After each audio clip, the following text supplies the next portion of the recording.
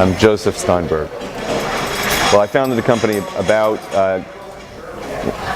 he's shooting pictures now, all right. I was the CEO of one company called Green Armor Solutions for about 9 years, and I'm still chairing that one, and I founded a company called Secure My Social, which is my latest startup.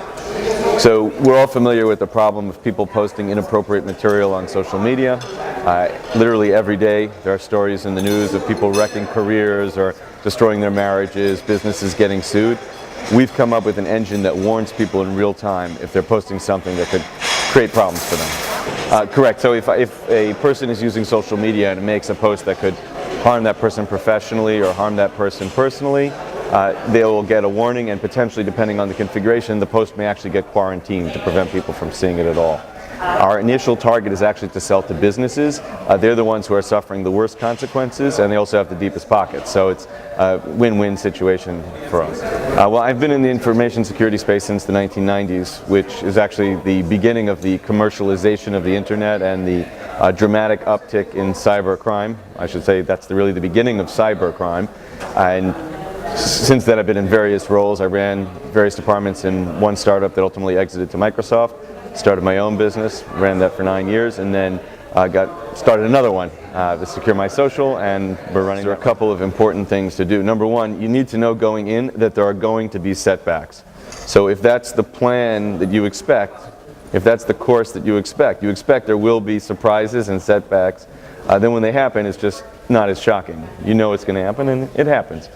But of course, they're still frustrating, but you got to understand that, you know, tomorrow is going to be better, and these are normal events that happen to everybody, and you just keep moving along.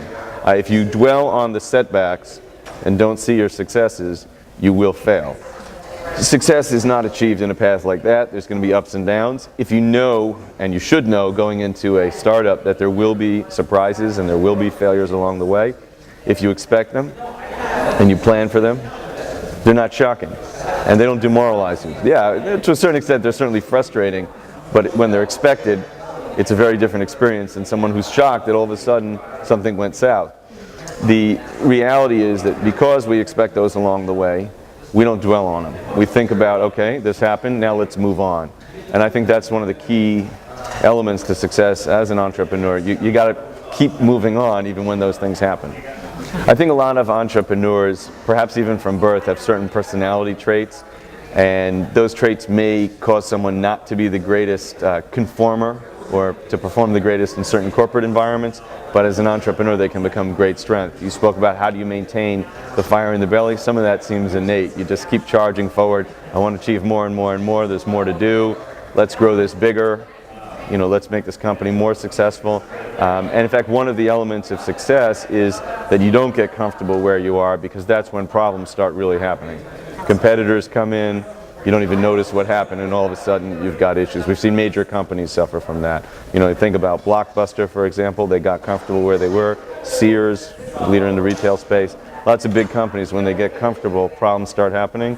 One of the great things about entrepreneurs is we just don't get comfortable.